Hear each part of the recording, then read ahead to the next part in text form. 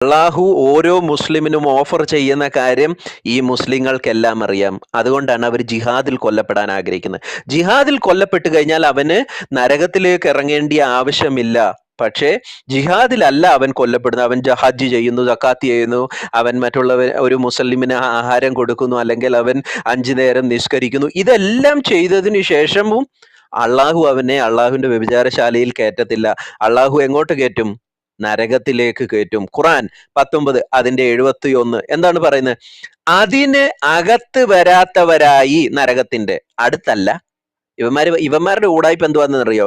ഇവന്മാര് പറയും അള്ളാഹു മുസ്ലിങ്ങളെ നരകത്തിന്റെ അടുത്തേക്ക് കൊണ്ടുപോയിട്ട് അവിടുന്ന് നേരെ യൂട്ടേൺ അടുപ്പിച്ച് നേരെ അള്ളാഹുവിന്റെ വ്യഭിചാരശാലയിലേക്ക് കൊണ്ടുപോകുന്നു.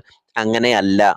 നിങ്ങൾ ഇതിന്റെ ഈ ആയത്തിന്റെ ഏത് തഫ്സീർ എടുത്ത് വായിച്ചാലും അവിടെ കൃത്യമായി പറയുന്നു അതിനകത്ത് പോകാത്തവരായി. ഖുറാൻ 19 അതിന്റെ 71.